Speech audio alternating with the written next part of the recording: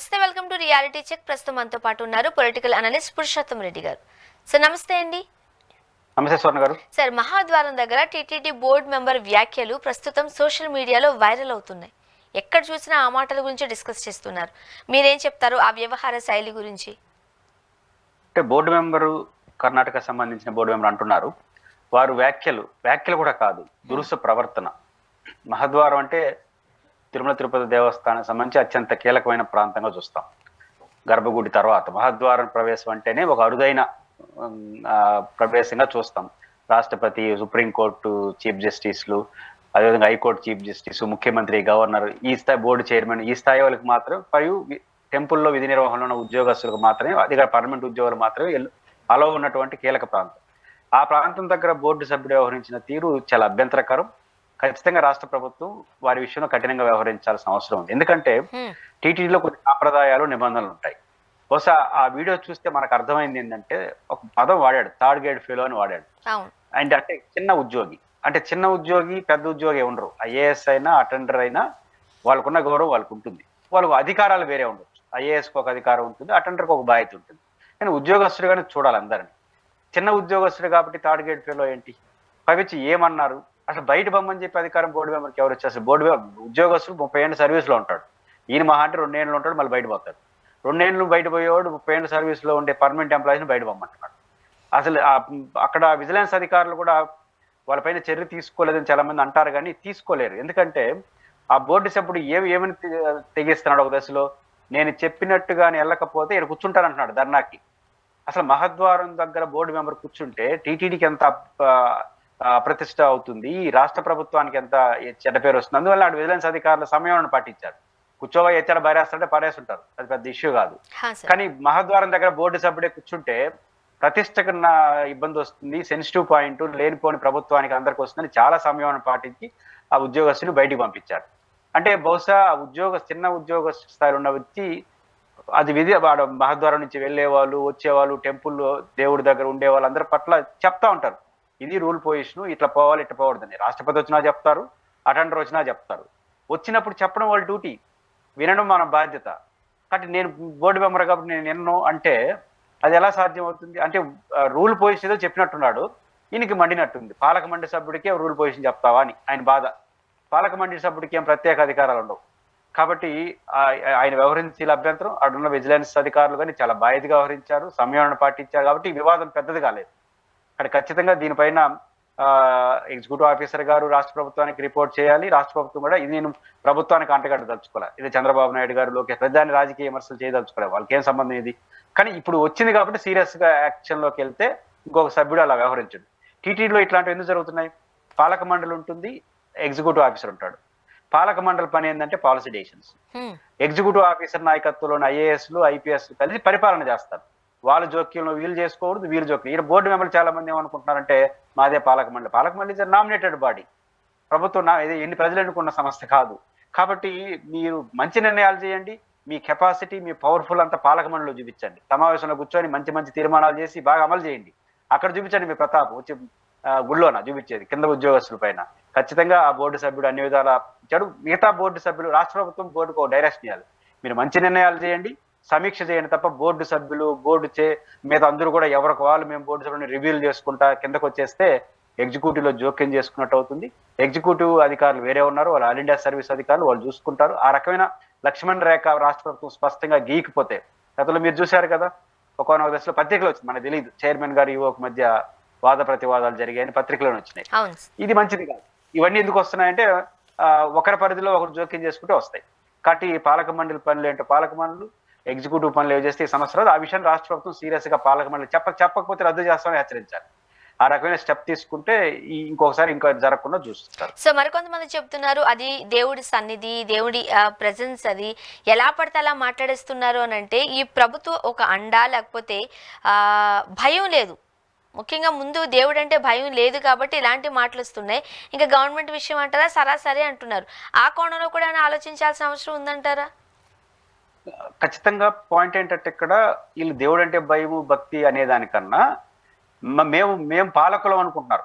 పాలక మండలి సభ్యులు జస్ట్ లైక్ నామినేటెడ్ బాడీ. ఇంకా ఒక ముక్క చెప్పాలంటే పాలక మండలి కన్నా ఈవో పవర్ఫుల్.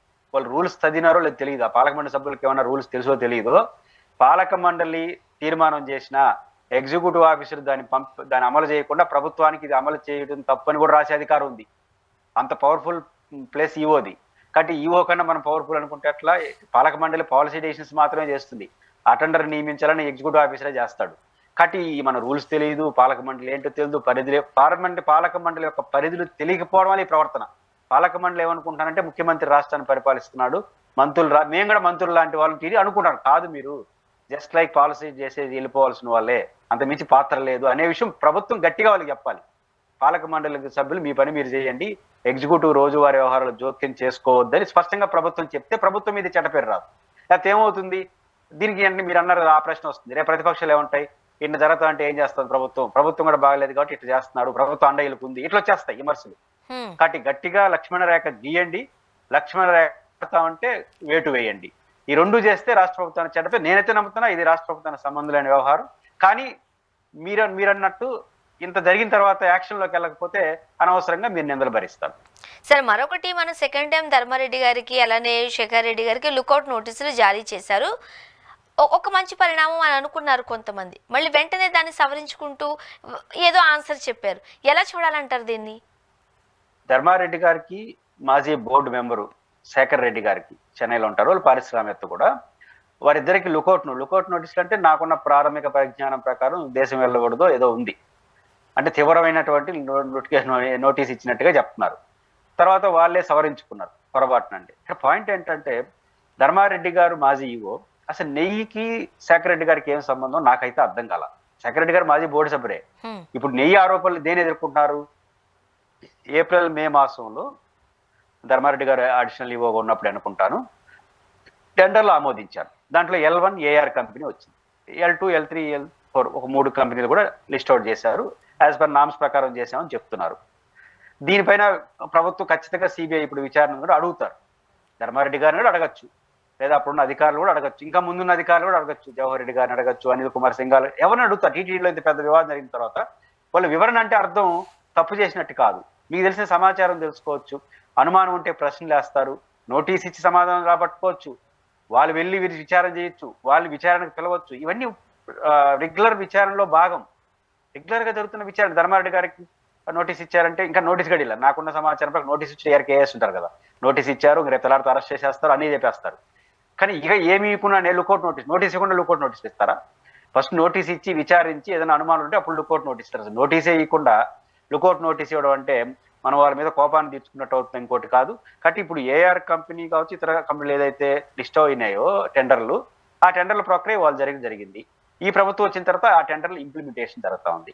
టెండర్ల ప్రక్రియలోన రూల్స్ విరుద్ధం జరిగాయా అంటే L1 ఎవరికి ఇస్తారు? లోయెస్ట్ టెండర్ వేసిన వాళ్ళకి ఇస్తారు. లోయెస్ట్ టెండర్ వేసుకోకు ఇచ్చిన వాళ్ళు కాకుండా ధర్మారెడ్డి గారికి ఏమన్నా సెకండ్ థర్డ్ వచ్చిన వాడికి ఇచ్చుంటే ఆయనది ఇల్లీగల్ అవుతుంది. లోయెస్ట్ ఆధారంగా చేసుకుని లిస్ట్ అవుట్ వేస్తారు, షరతులు పెడతారు. మీరు రేపు సప్లై చేయకపోతే ఒక షరతు పెడతారు. ఏమని పెడతారు? ఉదాహరణకు 400 రూపాయలకి ఏఆర్ కంపెనీ వాళ్ళు వేశారు అనుకోండి, వాడు 15 టన్నులు బదులు 10 టన్నులు ఇచ్చాడు అనుకోండి, 5 టన్నులు L1తో పోతాయి, L2లో పోతారు.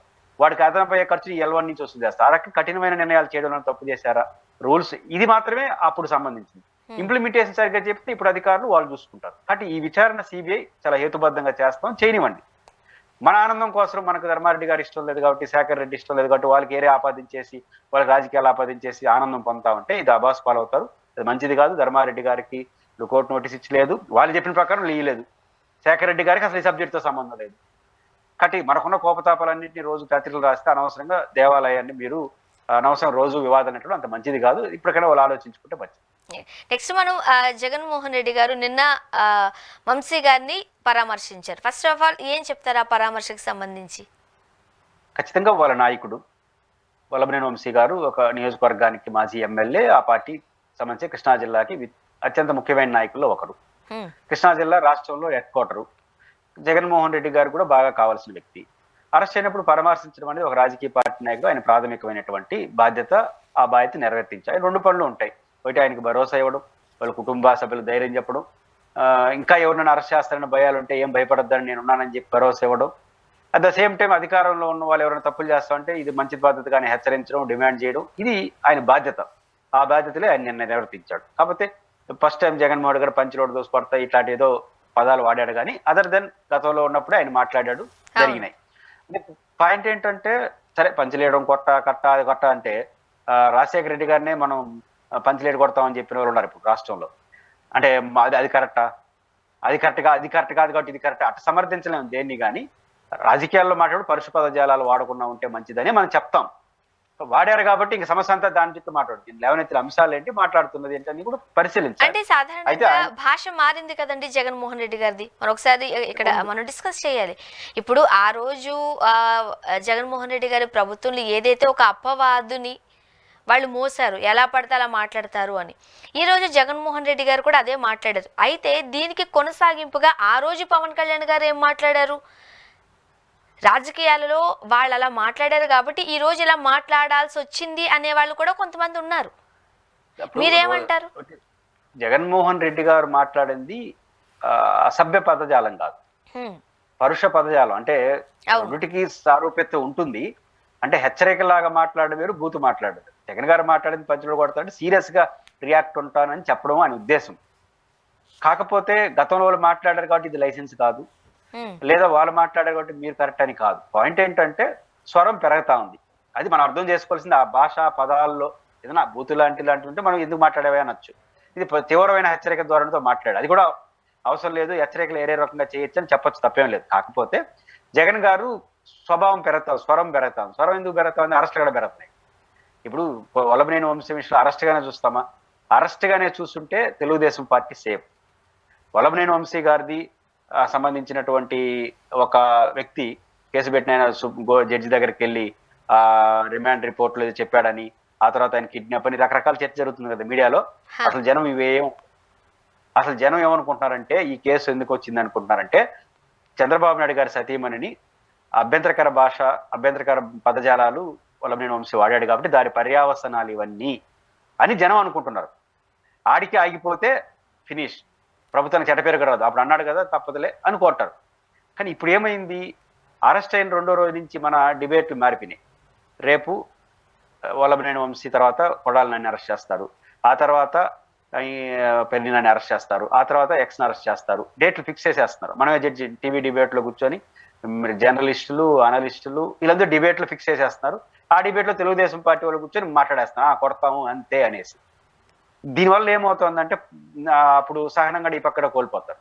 అంటే ప్రజలు ఆ రోజు అలా మాట్లాడారు కాబట్టి దాని ఫలితం ఇది అని సమర్థించకపోయినా విమర్శించకపోయినా ఇది సహజం అనుకునేన్నారు. ఆ సహజాన్ని అసహనంగా మార్చకుండా చూసుకోవాల్సిన బాధ్యత ప్రభుత్వం. అంటే రోజు అరెస్ట్ చేసే చెప్పండి రోజు అరెస్టులు చేస్తున్నామంటే ఈయన మీద ఒత్తిడి పెరుగుతుంది. అందువల్ల జగన్ గారి స్వభావంలో కూడా మీరు ఎట్లే చేస్తే నేను వస్తే కూడా మీ సంగతి తెలుస్తాను కౌంటర్ అటాక్ చేసినట్టుగా నాకు అనిపించింది. మరి ముఖ్యంగా నేతలకు ఎవరైతే ఇప్పుడు ఒక రెడ్ బుక్ రాజ్యాంగం నడుస్తుంది, ఎవరి మీదైతే వాళ్ళు ఒక రకంగా చెప్పాలంటే పాయింట్అవుట్ చేసి ఉంచారో, ట్రిగర్ చేసి ఉంచారో, వాళ్ళందరినీ కూడా ఏదో ఒక కేసు పెట్టో లేకపోతే ఏదో ఒక చూపించో జైలుకి పంపిస్తున్నారు. ఇది ఏపీలో మాట్లాడుకుంటున్న రాజకీయానికి సంబంధించి. కాబట్టి మీరు భయపడొద్దు, నేనున్నాను అంటూ జగన్మోహన్ రెడ్డి గారు చాలా క్లారిటీగా భరోసా ఇచ్చినట్టుగా కూడా మనం చూస్తూ ఉన్నాం. అర్థం చేసుకోవచ్చు అలా? ఖచ్చితంగా. ఇప్పుడు వారు ఏం చేస్తున్నారంటే అరెస్ట్ ఇప్పుడు కేసు ఉంది, అరెస్ట్ అయినారు, వాళ్ళని తప్పు చేసినాడు, అరెస్ట్ అయినాడు అనేది ఒక రకమైన చర్చకు దారితీస్తుంది. తెలుగుదేశం పార్టీ వాళ్ళని కూడా జగన్మోహన్ గారు ఉన్నప్పుడు అచ్చెన్నాయుడు గారిని, బహుశా కొల్లు రవీంద్ర గారిని ఇట్లా చాలా మంది అరెస్ట్ చేసినారు, ఏం కాదనిలేము.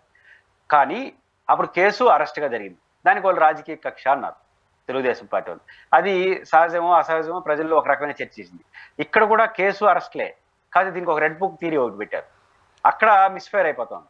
ప్రతిపక్షంలో ఉన్నప్పుడు జగన్మోహన్ రెడ్డి గారు అధికారంలో ఇప్పుడు రెడ్ బట్టలోడు తీసుకొడతాను, లేకపోతే మీ సంగతి తేలుస్తాను, సప్త సముద్రాలు ఉన్నా లాక్కొస్తాను, రిటైర్ అయిన ఒప్పుదులు ఇవన్నీ మాట్లాడినాడు కదా. ఈ రోజు పెద్ద వివాదాలు కాదు, వాళ్ళు చేస్తున్నారని వివాదాలు కాదు. రేపు జగన్మోహన్ రెడ్డి గారు ముఖ్యమంత్రి అయిన తర్వాత కూడా చట్టం ప్రకారం పని చేయకుండా, కేసు టు కేసు నడకుండా, నేను ఆ రోజు చెప్పాను కదా బట్టలోడు తీసుకొడతానని ఇప్పుడు కొడతాను అన్నాడు అనుకోండి, మిస్ఫైర్ అయిపోతుంది. ఈ రోజు గ్లామర్ గా ఉన్నది రేపు మిస్ఫైర్ అవుతుంది. లోకేష్ గారు రెడ్ బుక్ థియరీ ప్రతిపక్షంలో ఉన్నప్పుడు ఒక రకంగా గ్లామర్ని ఇచ్చింది. ఎందుకని మా ఓల్డ్ జోలికి వస్తే నేను నోట్ చేసుకుంటాను, మీ సంగతి తేవాలన్నది కార్యకర్తలు భరోసా నింపింది. ప్రజల్లో కూడా ఈయన ఏదో చేయబోతానని హెచ్చరిక, అధికారులకు కొంచెం చిన్నపాటి భయం ఏర్పడింది. కానీ అధికారులకు చేసిన తర్వాత రెడ్ బుక్ మర్చిపోవాలి, కేసు టు కేసు తీసుకోవాలి. ఆ కేసు నేను రెడ్ బుక్ లో భాగంగానే చేస్తున్నాను ఆయన అంటున్నాడు, వీళ్ళు అంటున్నారు. దానివల్ల ఏమవుతుంది అంటే వీళ్ళు అధికారంకి వచ్చింది రెడ్ బుక్ అమలు చేయడం కోసం మెసేజ్ వెళ్ళిపోతుంది. అధికారంలో లేనప్పుడు వాడే పదం భాష, అధికారంలోకి వాడిన భాష ఒకటి ఉండకూడదు. ఉంటే మిస్ఫైర్ అవుతుంది. ఇప్పుడు అదే మిస్ఫైర్ అవుతుంది రెడ్ బుక్. కాబట్టి రెడ్ బుక్ మిస్ఫైర్ కాకుండా చూడాలంటే కేసు టు కేసు చూసుకోండి. నేను ముందే చెప్పాను కదా రెడ్ బుక్ లో సంగతి తేలుస్తానని. అందులో భాగంగా రూల్ ప్రకారం లోకేష్ గారు సమర్థించుకోవచ్చు, బట్ అది రాంగ్ సిగ్నల్ వెళ్ళిపోతుంది. ఇప్పుడు అదే జరుగుతుంది. ఇంకా కానీ అది కొనసాగితే వీళ్ళు రెడ్ బుక్ రాజ్యాంగం అది నెగిటివ్ అయిపోతుంది. ఇప్పుడు నెగిటివ్ స్టార్ట్ అయింది. ఇప్పటికైనా ఆ పదజాలాలు ఆపేసి కేసు టు కేసు చట్టం ప్రకారం మీరు యాక్షన్ తీసుకుంటే, రెండోది మీరే శిక్ష లేకుండా అరెస్ట్ చేయక ముందుగానే ఒక నెల రోజుల నుంచి డిబేట్లు పెట్టి ఏమేమి తప్పు చేశాడో విచారణ అవన్నీ మన డిబేట్లో పెట్టేసి ఇంకా మళ్ళీ రేపు తెల్లారితో అరెస్ట్ మొదలెడతారు. అంటే ఇంక దాన్ని సమాజం ఎట్లా అనుకుంటుంది, ఇది కోర్టులు పనిచేస్తున్నాయి, పోలీస్ స్టేషన్లు పనిచేస్తాయి అనుకుంటున్నారా, లేకపోతే మీకు కావాల్సిన మీడియా సమస్యలు ఏం చెప్తే అది వింటున్నారు అనుకుంటున్నారని చర్చ వస్తుంది కదా. ఇక్కడ మిస్ఫైర్ అవుతోంది. ఆ మిస్ఫైర్ కాకుండా చూసుకోవాల్సిన బాధ్యత ప్రభుత్వాన్ని. ఈ రోజు గుంటూరు పర్యటనకు వెళ్లారు, మిర్చి రైతులను పరామర్శించారు, వాళ్ళతో మాట్లాడారు. ఫస్ట్ ఆఫ్ ఆల్ ఈ పర్యటనకు సంబంధించి మీరు ఏం చెప్తారు? ఖచ్చితంగా ఇది మంచి పర్యటన. ఎందుకంటే ప్రభుత్వానికి ప్రతిపక్షానికి జరగాల్సిన సంఘర్షణ ఇదే. సంఘర్షణ అంటే కొట్లాట కాదు, భావ సంఘర్షణ. ప్రభుత్వం మిర్చి రైతుల సమస్యలు ఇది, దీనికి కారణం ఇది, పరిష్కారం ఇది. నేను గతంలో ఉన్నప్పుడు చేశాను. ప్రతిపక్షం చెప్పాలి అంటే గతంలో అధికారంలో ఉన్నారు కాబట్టి. అదే సేమ్ టైం అధికార పార్టీ కూడా జరుగుతుంది ఇది ఘర్షణ చేయాలి, భావ ఘర్షణ జరగాలి. ఈ మర్షన్లో రైతులకు మేలు జరుగుతుంది. ఇట్లాంటి చర్చే మంచిది. ఎందుకంటే ఈ కొట్లాట్లు ఈ కేసుల చుట్టూ జరిగితే సమాజానికి ఏం ఉపయోగం లేదు. ఖచ్చితంగా మిర్చి రైతులకు ప్రాథమిక సమస్య. దాంట్లో జగన్ గారు చెప్పిందే కరెక్టా తప్ప అనేది వేరే సంగతి. కానీ సమస్య అయితే ఉంది. ఆ సమస్యకు కారణం ఏంటి? ఈ ప్రభుత్వం ఏం చేయబోతా ఉంది? జగన్ గారు చేసినట్టు ఈ ప్రభుత్వం చేయట్లేదా, చేస్తున్నావా? ఈ డిబేట్ నడిచిందంటే మంచి జరుగుతుంది, రైతులకు మంచి జరుగుతుంది. వీళ్ళిద్దరి మధ్య ఎవరు కరెక్టో ప్రజలు తెలుసుకుంటారు. ఆ రకంగా మిర్చి రైతుల యొక్క ప్రోగ్రామాన్ని మంచి కార్యక్రమంగా నేను చూస్తాను. వైసీపీ కూడా వీలైనంత వరకు ప్రజా సమస్యలనే ఎక్కువ తీసుకోవాలి. అరెస్ట్ అయినప్పుడు పోవడం ఒక పార్ట్గా తీసుకోవాలి. ఇట్లాంటి ప్రజా సమస్యల మీద వెళితే ప్రభుత్వానికి ప్రభుత్వానికి మార్చుకుంటుంది, ప్రతిపక్షంగా మీకు మంచి జరుగుతుంది, రైతులకు న్యాయం జరుగుతుంది. కానీ ప్రజల సమస్యల అజెండాగా వెళ్ళడమే ప్రతిపక్షానికి కూడా మంచిది. నెంబర్ 1. నెంబర్ 2, మిర్చి రైతులకు సంబంధించి ఈరోజు ప్రభుత్వం కొంచెం డిఫెన్స్ వాతావరణం ఎదుర్కొంటాం. కారణం ఏంటంటే 2-3 కారణాలు. ఒకటి, జగన్ గారు ఒక తీవ్ర అలిగేషన్ ఏం చేశారు, మేము అధికారంలో ఉన్నప్పుడు పెంటాలనుకుంటాను 21,000 నుంచి 27,000 వరకు పోయింది, ఈ రోజు 11,000 12,000 కూడా కొనట్లేదు. దీనికి ఆన్సర్ ప్రభుత్వం చేయాలి. నిజంగా అంత దారుణంగా పడిపోయిందా? అంత పడిపోతే సగం పడిపోయినట్టే, పెద్ద నష్టం రైతులకు ఏర్పడుతుంది. ఇది ఫస్ట్ పాయింట్. రెండో పాయింట్ ఏంటి, ఆర్బీకేలు. దాన్ని నొక్కి చెప్పాడు జగన్ గారు, రైతు భరోసా కేంద్రాలు. ఇది రైతులకు, ప్రభుత్వానికి, రైతులకు, మిర్చి యార్డులకు, రైతులకు, కల్లం నుంచి ఈ కొనుక్కునే డీలర్లకు, వీళ్ళందరి మధ్య అసోసియేట్ గా ఉన్నారు వీళ్ళు. ఎవరు? రైతు భరోసా కేంద్రాలు. 2, కేవలం గిట్టుబాటు అప్పుడు మాత్రమే కాదు, పంట వేసేటప్పుడు, పంటకు మధ్యలో తెగుళ్ళు వచ్చినప్పుడు, అమ్మేటప్పుడు, ఈ 3 సందర్భాల్లో రైతు భరోసా కేంద్రాలు సముచితమైన పాత్ర పోషించాయి. ఎందుకంటే రైతు భరోసా కేంద్రాలు అందరూ ఉంటారు, సైంటిస్టులు ఉంటారు, టెక్నీషియన్స్ ఉంటారు, ఈ వ్యవసాయ విస్తరణ అధికారులు ఉంటారు, ఒక కోర్ గ్రూప్ ఉంటుంది. వాళ్ళు ఏ టైంలో పంట వేయడానికి రైతులకు పంట సహాయం చేస్తారు, 2 మధ్యలో అడ్వైజ్ చేస్తారు. రేపు మన పంట పండేటప్పుడు ప్రభుత్వానికి అసలు, ఇప్పుడు ఉదాహరణకు గుంటూరు మిర్చి యార్డులో సమస్య వచ్చింది అనుకోండి, అక్కడ ఒక రైతు భరోసా కేంద్రం ప్రభుత్వం ఉంటే ఇంకో నమ్మకం కదా మన ప్రభుత్వం చెప్పదామని. అలాంటి రైతు భరోసా కేంద్రం గతంలో మంచిగా పనిచేసింది. అయితే ఈ ప్రభుత్వం అది వద్దనుకుంటే అంతకన్నా బెటర్ ఆల్టర్నేటివ్ పెట్టాలి. బెటర్ ఆల్టర్నేటివ్ పెట్టిన తర్వాత మీరు దీన్ని మార్చుకోండి. అది బెటర్ ఆల్టర్నేటివ్ రాకుండా రైతు భరోసా కేంద్రం వస్తే ఇది అదనపు సమస్యగా ప్రజలకు మారుతుంది. 3వ పాయింట్, రైతు భరోసా. జగన్మోహన్ ఇప్పుడు ఉదాహరణకు ఒక రైతు అంటున్నాడు జగన్ గారితో, దాదాపు 1 ఎకరాకు ₹1,00,000 నష్టపోయినా సార్ అంటున్నారు. బహుశా అది ఎక్కువ కూడా ఉండొచ్చు అమౌంట్, కానీ 40,000 50,000 అయితే నష్టపోయినాడు కదా, కనిపిస్తా ఉంది కదా. అయితే నా పాయింట్ ఏంటంటే, రైతు భరోసా జగన్ గారు ఉన్నారనుకున్నాం, ₹13,500 వచ్చిండేది, ఎంతో కొంత తగ్గుతుంది కదా కష్టం. చంద్రబాబు గారు ఎన్నికల హామీ అమలు చేస్తుంటే 26,000 వచ్చింది. చంద్రబాబు గారు చెప్పింది అదే కదా. జగన్ గారు 12,500 అని చెప్పాడు, కానీ కేంద్ర ప్రభుత్వంతో కలిసి 13,500 ఇచ్చేసి మోసం చేసినాడు అన్నారు. మేము అధికారంకి వస్తే 20,000, అది కూడా ఒకేసారి, కేంద్రంతో సంబంధం లేకున్నారు. నిజంగా 20,000, కేంద్రం 6,000 ఇచ్చింటే 26,000 ఒక్కొక్క రైతుకు వచ్చుంటే ఈ కష్టం ఎంతో కొంత తగ్గుంటుంది కదా. కాబట్టి జగన్మోహన్ రెడ్డి గారు ఏదైతే రైతు భరోసా ఆయన అనుకున్నట్టు పద్ధతిగా ఇచ్చినాడో, చంద్రబాబు గారు అధికారానికి వచ్చి వాళ్ళు చెప్పినట్టుగాని ఇచ్చి ఉంటే ఈ రోజు కొంచెం కష్టం తీరుండేది కదా. 2, రైతు భరోసా కేంద్రాలు ఉండడం లేదా కొత్త ఏర్పాటు చేయడం, ఇది ఉంటే మాకు అసోసియేట్ అయి ఉండేది కదా. ఈ 2 పాయింట్లు రైతుల్ని బాగా ట్రిగర్ చేసింది. అందువల్ల జగన్మోహన్ గారి పర్యటనకు అంత, ఎందుకంటే గుంటూరు కృష్ణా జిల్లా తెలుగుదేశానికి హార్డ్కోర్, అందులో మిర్చి రైతులు ఎక్కువ ఆ పార్టీకి అనుకూలంగా ఉండేవాళ్ళు. అలాంటి చోట ఇంత పెద్ద ఎత్తున సొందం రావడం ఏంటి? కాబట్టి ప్రభుత్వం దీన్ని సీరియస్ గా తీసుకోవాలి. జగన్ గారు పోయిన తర్వాత వచ్చినారా, మేము ముందే చెప్పినామా, ఇప్పుడు వైసీపీ అంటుంది మేము పోయినాం కాబట్టి భయపడి చేసినా మీరు అనొచ్చు. లేదు ముందే మేలుకున్నారా, వెనకాల మేలుకున్నారా పాయింట్ కాదు, ఎవరు క్రెడిట్ తర్వాత. రైతుల సమస్య అయితే పరిస్థితి. రైతు ఈ క్రెడిట్ మాట్లాడుతున్నారు అంటే రైతుకు సమస్య ఉందని గుర్తించినట్టే. జగన్ గారు పోకముందే మేము చెప్పినామంటే సమస్య ఉందని అర్థం కదా. సమస్య ఉందన్నప్పుడు ఈ సమస్య పరిష్కారం ఎందుకు కాపాడడానికి జగన్ ఎట్టు కారణం అవుతుంది? మీరే కదా. కాబట్టి సమస్య ఉందని గుర్తించారు. జగన్ గారి పర్యటనతో అది ప్లేరప్ అయింది. రైతులు ఆవేశంతో ఉన్నారు. ప్రభుత్వం ఖచ్చితంగా దీన్ని కేంద్రంతో మాట్లాడి సెటిల్ చేస్తేనే రైతులకు మంచిది, ప్రభుత్వానికి మంచిది. ముఖ్యంగా ఈ పర్యటనకు వెళ్ళినప్పుడు సెక్యూరిటీ విషయంలో కూడా జగన్మోహన్ రెడ్డి గారు మాట్లాడారు. సో సెక్యూరిటీ మీరు ఇవ్వలేదు, ఒకవేళ మేము అధికారంలోకి వచ్చినట్లయితే మీకు కూడా ఇలానే చేస్తే మీకు అప్పుడు ఆ పెయిన్ ఏంటో తెలుస్తుంది, ఆ ఇబ్బంది ఏంటో తెలుస్తుంది అని అన్నారు. మీరేం చెప్తారు? చాలా న్యాయమైన క్వశ్చనే కదా. నిన్న కన్నా ఈ రోజు భాష అన్ని బాగున్నాయి, భాష కూడా లేదు అంటే కానీ సార్ కాకుండా. కానీ అసలు ప్రతిపక్ష హోదానే లేదు వైసీపీకి, కాబట్టి సెక్యూరిటీ ఎందుకు ఇవ్వాలి, ఎలా ఇస్తారు అనేది కూడా ఒక వాదన. ప్రతిపక్ష నాయకుడు ఇట్లాంటి హోదాలతో సెక్యూరిటీ ఉండదు. ఒక వ్యక్తికి ఎంత సెక్యూరిటీ కావాలనో అంత సెక్యూరిటీ. మీకైనా నాకైనా మన థ్రెట్ని బట్టి సెక్యూరిటీ. థ్రెట్ ఎవరు నిర్ణయిస్తారు? ప్రభుత్వ ఇంటెలిజెన్స్ వ్యవస్థ నిర్ణయిస్తుంది, కౌంటర్ ఇంటెలిజెన్స్ వ్యవస్థ నిర్ణయిస్తుంది. వాళ్ళంతా నిర్ణయించి ఏం చేశారు? జగన్మోహన్ రెడ్డి గారికి Z+ కేటగిరీ కొనసాగిస్తున్నాం అని హైకోర్టుకి చెప్పారు. మనకు చెప్పడం కాదు, హైకోర్టుకి చెప్పింది రాష్ట్ర ప్రభుత్వం, హోంశాఖ అనుకుంటాను, ఇంటెలిజెన్స్ డిపార్ట్మెంట్ జగన్మోహన్ రెడ్డి గారికి ఈ సెక్యూరిటీ ఇస్తున్నాం, ఇంకా కొన్ని పెంచుతున్నాం, ఇంకా కొన్ని అంటే Z+ అంటే ఏంటో తెలుసా? ఈ దేశంలోనే అత్యున్నత స్థాయి భద్రత ఉండేది Z+. ఆ తర్వాత బహుశా ఒకటి ప్రధానమంత్రికి, రాష్ట్రపతికి ఏదో ఉంటుంది. అదర్ దెన్ మిగతా సోనియా గాంధీ గారికి, రాహుల్ గాంధీ గారికి, చంద్రబాబు నాయుడు గారికి అందరికీ Z+. అత్యంత భద్రతా వలయంలో ఉన్నటువంటి Z+ మీరు కేటాయిస్తున్నారంటే అర్థం ఆయనకి సమస్య ఉందనే కదా. లేకపోతే కోర్టుకి చెప్పొచ్చు కదా, జగన్మోహన్ రెడ్డి గారికి ఏం పెద్ద సమస్య లేదండి, ఆయనకి 1+1 గన్మ్యాన్ చాలని చెప్పొచ్చు. చెప్పలేదు, మీరు Z+ ఇస్తున్నామని చెప్పారు. మరి Z+ ఇస్తున్నప్పుడు Z+ అధికారికి థ్రెట్ ఉన్నట్టే కదా. ప్రభుత్వం గుర్తించింది, కోర్టుకి చెప్పారు. రెండో పాయింట్ ఏంటంటే, మీకు తెలుసు నాకు తెలుసు, జగన్మోహన్ రెడ్డి గారికి ఆంధ్రప్రదేశ్లో స్ట్రాంగెస్ట్ సపోర్టర్స్ ఉన్నారు, స్ట్రాంగెస్ట్ ఆపోజిట్ ఉన్నారు. జగన్ గారికి రెండు ఏమంటారు, అతివృష్టి అనావృష్టే. అంటే సమర్థించేవాళ్ళు ఆయన దేవుళ్ళలా చూస్తారు, వ్యతిరేకించేవాళ్ళు రాక్షసులాగా ఆయన అంటే వ్యతిరేకించే బ్యాచ్ అవుతుంది. ఇట్లాంటి వాళ్ళకి థ్రెట్ ఎక్కువ ఉంటుంది. జగన్మోహన్ రెడ్డి గారు ఎదిగిన తీరు అనేక కారణాలు ఇచ్చా, జగన్మోహన్ రెడ్డి గారి క్యారెక్టర్ ఇచ్చా ఇట్లాంటి పరిస్థితి.